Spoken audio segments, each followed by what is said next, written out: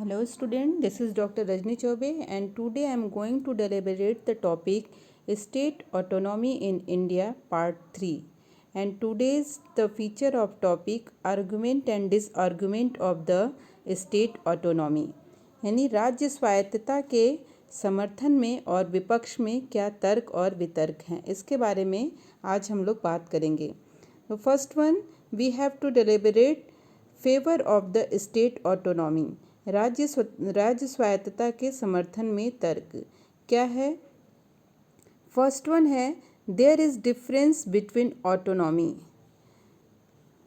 And liberty. स्वायत्तता और स्वतंत्रता एक नहीं होता है। ये पहले के पार्ट 1 के वीडियो में मैंने बताया है कि स्वायत्तता और स्वतंत्रता एक नहीं होता है। स्वायत्तता क्या होता है, इस सॉवरेन स्टेट की बात नहीं करता है स्वतंत्रता जो है इंडिपेंडेंस स्टेट की बात करता है। इसलिए भारत के जो संघीय ढांचे हैं उसके अंतर्गत ये वेल नोन है, ये हमारे कॉन्स्टिट्यूशन का ही फ्रेम है कि इसमें इंडिपेंडेंस की डिमांड नहीं की जा सकती है। इसलिए इसे ये नहीं कहा जा सकता है, जो अब तक बात हो रही थी कि स्वायत्तता स्टेट के इंडिपेंडेंस के लिए, उसके सॉवरेंटी के लिए एक खतरा है। तो इसके बारे में ये पूरी तरीके से कॉन्स्टिट्यूशनल लिमिटेशन है कि स्टेट कभी भी ऑटोनॉमी से ऊपर जाके सॉवरेंटी की या इंडिपेंडेंस की डिमांड नहीं कर सकती हैं। इसलिए स्टेट ऑटोनॉमी की डिमांड उसको एक स्टेट सेल्फ डिपेंडेंसी की जो क्राइटेरिया है उसको पूरा करने के लिए डिमांड की जा रही है। इसलिए ये खतरा बिल्कुल नहीं है कि अबॉलिश हो जाएगा, हमारा सेंटर का पावर अबॉलिश होगा या कम हो सकता है। इसलिए स्टेट ऑटोनॉमी की डिमांड जो है फेवरेबल है। फिर सेकंड वन है कि पब्लिक वेलफेयर गवर्नमेंट।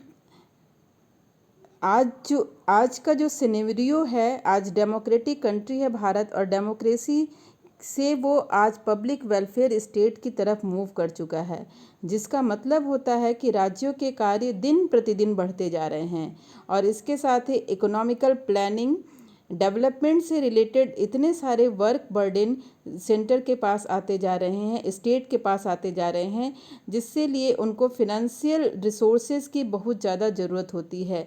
लेकिन भारत में जिस तरीके का एक कॉन्सेप्ट बना हुआ है, जिस तरीके का डिस्ट्रीब्यूशन ऑफ पावर का कॉन्सेप्ट बना हुआ है, उसके रिगार्डिंग जो स्टेट्स को डिपेंडेंसी रखनी पड़ती है फिनेंशियल ग्रांट के लिए, जो उसको सेंटर से मिले और उसका मोहताज वो बना रहता है। इससे क्या होता है कि वो अपने जितना भी पब्लिक वेलफेयर और डेवलपमेंट से रिलेटेड वर्क होता है उसको ऑन टाइम नहीं कर पाता है और उसको जब नहीं कर पाता है तो राज्य जो है पिछड़ते जाते हैं और उसका केंद्र से मतभेद भी होने लगता है। इसलिए फिनेंशियल क्राइटेरिया में डिपेंडेंसी स्टेट पर सेंटर की कम से कम हो, स्टेट ऑटोनॉमी की ये डिमांड जो है वो पूरी तरीके से लॉजिकल है और सही है।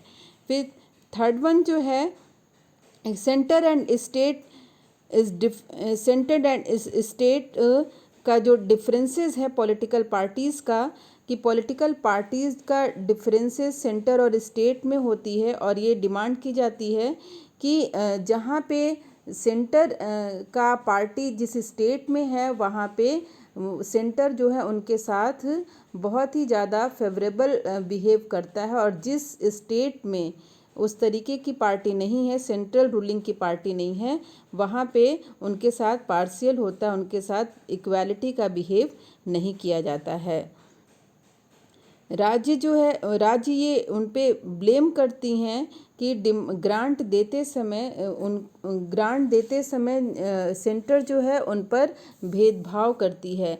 जो अपने दल की सरकारों वाले राज्य हैं उनके साथ बहुत ही उदारता के साथ एक अच्छा ग्रांट, एक ज़्यादा से ज़्यादा रिसोर्सेज प्रोवाइड कराती हैं, जबकि जिस राज्य में सत्तारूढ़ दल जो है केंद्र सरकार से मिलती जुलती नहीं है वहाँ पे उनके साथ भेदभाव किया जाता है, क्योंकि उनकी आइडियोलॉजीज, पार्टीज़ की आइडियोलॉजी डिफरेंट होती है, इसलिए सेंटर उनके साथ भेदभाव करता है। इसलिए भी स्टेट का जो ऑटोनॉमी का डिमांड है वो पूरी तरीके से लॉजिकल है और सही है। और स्टेट ऑटोनॉमी जिससे कि जो सेंटर स्टेट का दोहरा मापदंड होता है सेंटर का स्टेट्स के साथ, वो समाप्त हो सकता है स्टेट ऑटोनॉमी से। इसलिए स्टेट ऑटोनॉमी का डिमांड यहाँ पे सही है। फिर उसके बाद है कि it is to favour of absolute federalism. अब क्या होता है कि जब ये हम सब जानते हैं कि स्टेट ऑटोनॉमी का डिमांड जो होता है वो फेवरेबल होता है तब जबकि वहाँ पे एब्सल्यूट फेडरलिज्म का कॉन्सेप्ट हो, और इंडिया में एब्सल्यूट फेडरलिज्म नहीं है, पार्शियल फेडरलिज्म है।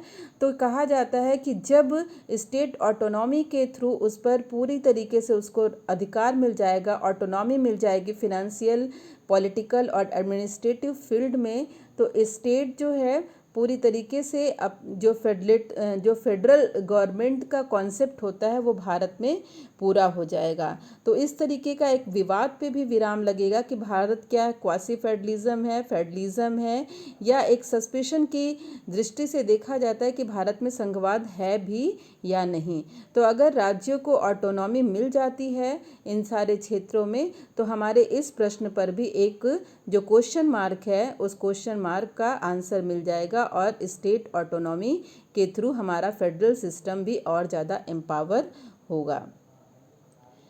फिर इसके बाद है कि state autonomy promote the responsibility in states. State autonomy से राज्यों में उत्तरदायित्व की भावना का विकास होता है। अगर उन पर स्टेट ऑटोनॉमी के थ्रू उन पर सारी जिम्मेदारी आ जाती है, फिनेंशियल, एडमिनिस्ट्रेटिव और पॉलिटिकल सारा कुछ जिम्मेदारी उनके पास आ जाता है, तो ऐसी स्थिति में क्या होगा कि राज्य पूरी ईमानदारी के साथ इनकम के रिसोर्सेज अपने यहाँ बनाएंगे, तलाशेंगे और ढूंढेंगे, जिससे क्या होता है कि राज्य का विकास, क्योंकि राज्यों की अल्टीमेट जिम्मेदारी हो जाए कि अब हमारे पास ही हम ही सारा रास्ता निकाल सकते हैं, हमको किसी पर निर्भर नहीं है, हमको कहीं और से कोई रिसोर्स नहीं मिल सकता। तो ऐसी स्थिति में राज्य पूरा रास्ता बनाएंगे और उन पर जो है पूरी जिम्मेदारी बन जाएगी और अपनी जिम्मेदारी का एहसास उन्हें होगा, जिससे एक राज्य का समुचित विकास हो सकता है। तो इस दृष्टि से अगर देखा जाए तो स्टेट ऑटोनॉमी पूरी तरीके से फेवरेबल है, इसमें बहुत सारी अच्छी बातें हो सकती हैं। और एक संघात्मक व्यवस्था की मजबूती, एक राज्यों की मजबूती ही केंद्र की मजबूती का आधार होती है। इसलिए स्टेट ऑटोनॉमी अगर अपने पॉजिटिव फॉर्म में है तो वो किसी भी देश के लिए, भारत के लिए बहुत ज़्यादा एक मजबूत आर्थिक व्यवस्था और सुगम राजनीतिक व्यवस्था की स्थापना करेगा। फिर नेक्स्ट पॉइंट पे हम आते हैं। नेक्स्ट पॉइंट है arguments against the state autonomy, यानी राज्य स्वायत्तता के विपक्ष में तर्क। राज्य स्वायत्तता के विपक्ष में क्या तर्क है कि सेंट्रल गवर्नमेंट, यानी चाहे सेंट्रल लेवल पे कोई भी पार्टी की गवर्नमेंट हो, उसने हमेशा स्टेट ऑटोनॉमी के कॉन्सेप्ट को गलत ही ठहराया है। और इसके पीछे रीज़न ये है कि अगर स्टेट ऑटोनॉमी के प्रोविज़न को फॉलो किया जाता है तो इससे हमारा सेंटर वीक होगा, और जब वीक होगा सेंटर तो इससे नेशनल इंटीग्रिटी और यूनिटी को हानि होगी और राज्य में अलगाववादी ताकतें उभर कर सामने आएंगी। इसलिए बात कुछ इस तरीके के लॉजिक देते हैं कि स्टेट ऑटोनॉमी का ना होना ही भारत की एकता और अखंडता के लिए सही है। तो वो तर्क क्या देते हैं कि state autonomy is not the guarantee of strong centre. मतलब अगर ये बात हो रही है कि अगर स्टेट ऑटोनॉमी दे दिया जाए तो एक मजबूत केंद्र बन जाएगा, तो ये गारंटी नहीं हो सकती है। क्यों नहीं हो सकती है? क्योंकि भारतीय संघ की सॉवरेंटी जो है, स्टेट ऑटोनॉमी अगर दे दी जाती है तो ये क्या पॉसिबिलिटी है कि वो सॉवरेंटी सेफ रहेगी।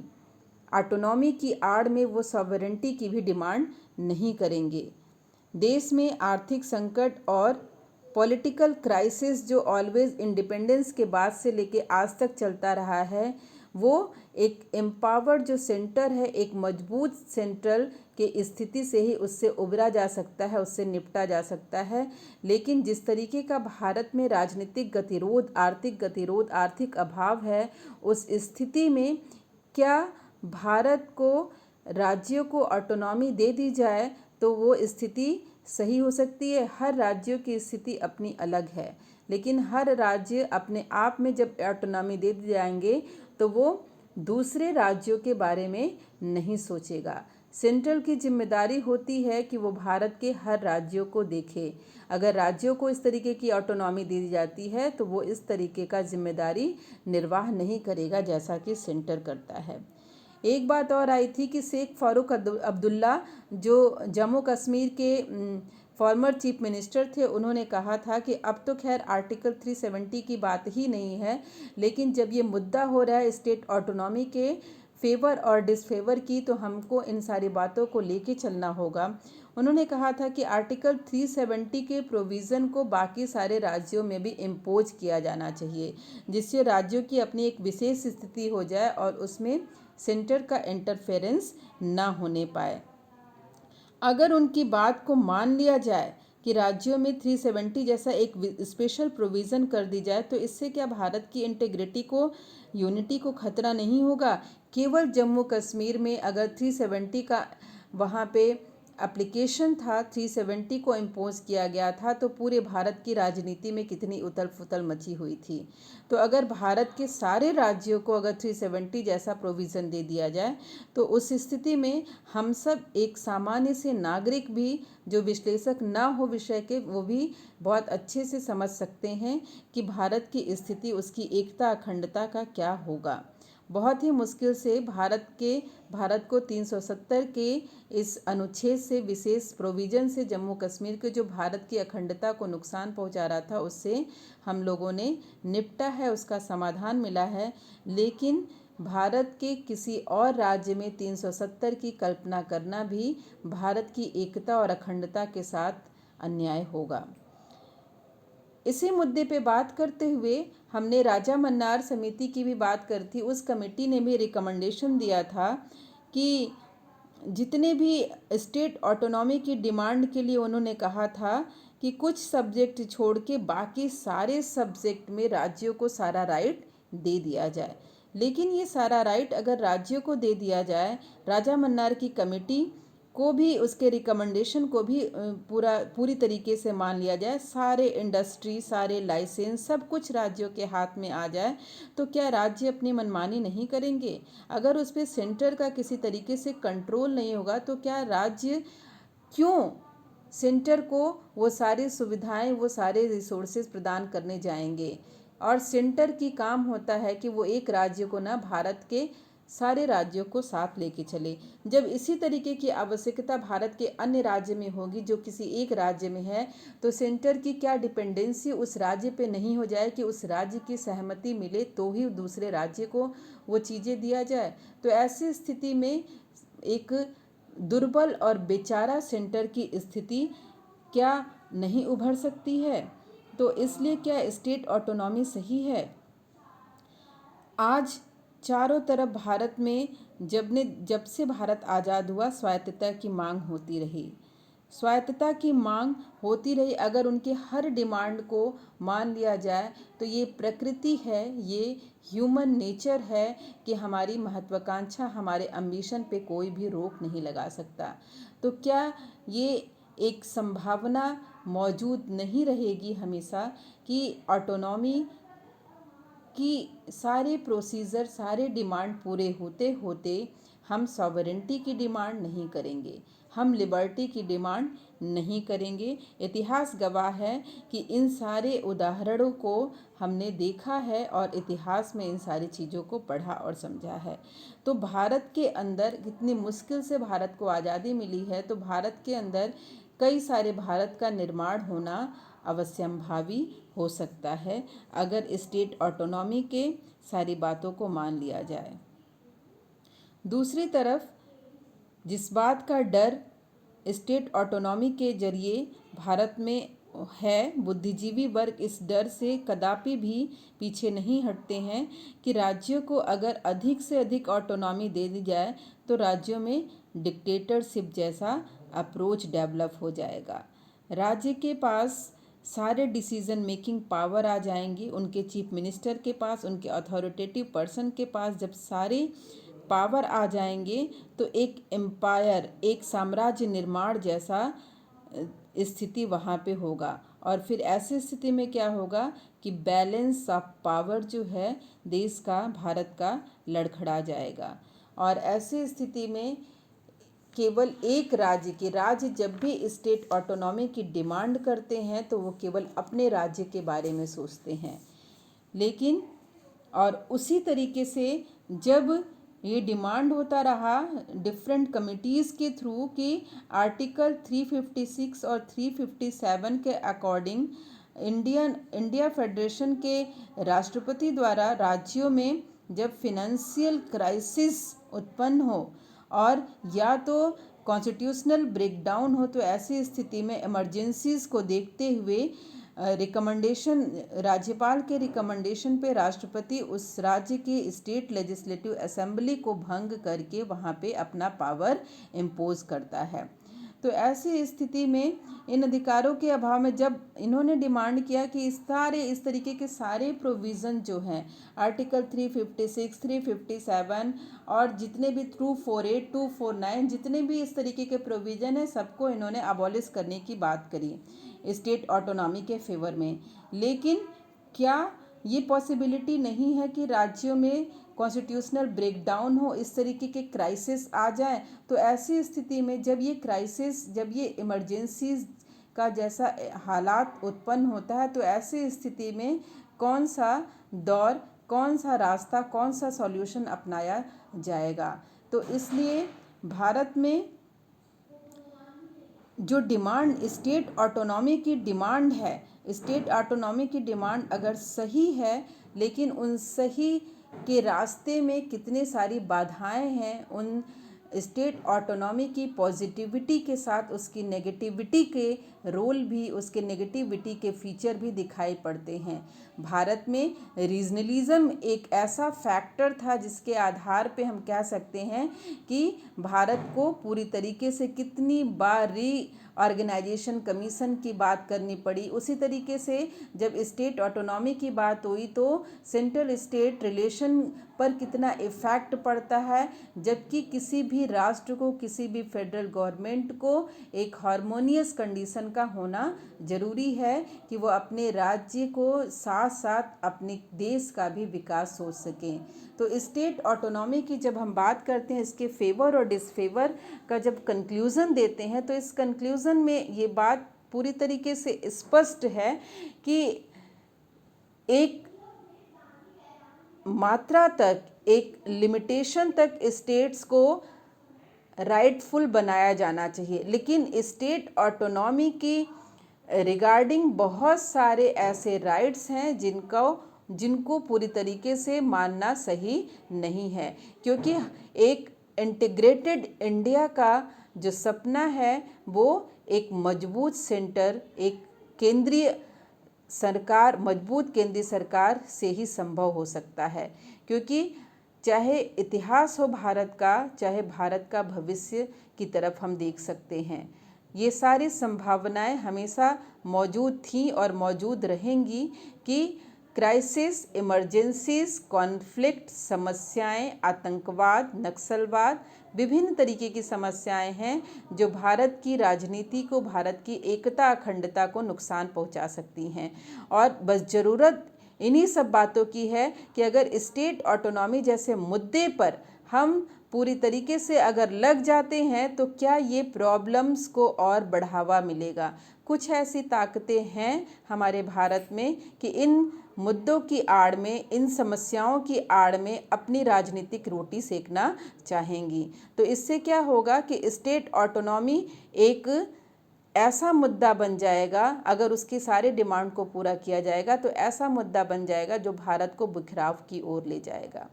इसलिए ये कहा नहीं जा सकता है कि स्टेट ऑटोनॉमी पूरी तरीके से गलत है या पूरी तरीके से सही। एक बैलेंस वे में एक ऑब्जर्वेशन करें तो एक संतुलित रास्ते के माध्यम से ना अधिक ना ज़्यादा, ना अधिक ना कम के मार्फत स्टेट ऑटोनॉमी की डिमांड को, यानी राज्यों को मजबूत होना होगा, लेकिन केंद्र के निर्देशन में मजबूत होना होगा।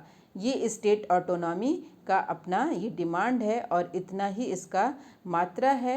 और कितनी स्टेट ऑटोनॉमी होनी चाहिए राज्यों में, तो राज्यों के पास स्टेट ऑटोनॉमी वास्तव में उतना होना चाहिए जो सरकारिया आयोग ने सुझाया था कि राज्यों की केंद्र पर निर्भरता कुछ मामलों में ख़त्म करनी चाहिए, कुछ मामलों में केंद्र को भी अपने पैर पीछे खींचने चाहिए जिससे राज्यों में विकास हो सके। लेकिन कुछ स्थितियां ऐसी हैं जिसमें केंद्र को ही पूरी तरीके से अधिकारपूर्ण होना चाहिए, इसलिए राज्यों में पर्याप्त स्वायत्तता की मांग को पूरा नहीं किया जा सकता, लेकिन कुछ ऐसे अधिकार हैं जिनसे राज्यों की आर्थिक विकास में गतिरोध उत्पन्न होता है, इसलिए उन रास्तों को अपनाया जाना जरूरी है। उम्मीद है कि इस वीडियो में आपने जो भी सुना वो सारा आपको क्लियर होगा। स्टेट ऑटोनॉमी का फेवर है, डिसफेवर है। फेवर में क्या बातें हैं कि स्टेट ऑटोनॉमी से कितना अच्छा भारत का विकास हो सकता है, राज्यों के विकास से भारत का विकास संभव है। डिसआर्ग्यूमेंट में हमने देखा कि स्टेट ऑटोनॉमी की आड़ में स्टेट सॉवरेंटी की मांग होगी। समस्याएं जो अलग तरीके का भारत में जो प्रॉब्लम है उनको बल मिलेगा, और इसलिए स्टेट ऑटोनॉमी कितना ज़रूरी है, कितना किसी राज्यों को मिलना चाहिए, इसके जवाब में ये बात कि एक संवैधानिक मर्यादा के भीतर राज्यों को अधिकारपूर्ण होना पड़ेगा जो संविधान ने दिया है।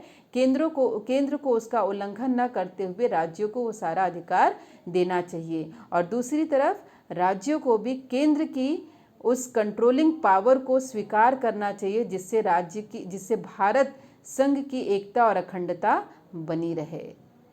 तो ये आपका डिमांड ऑफ स्टेट ऑटोनॉमी का चैप्टर कंप्लीट होता है इस वीडियो के साथ।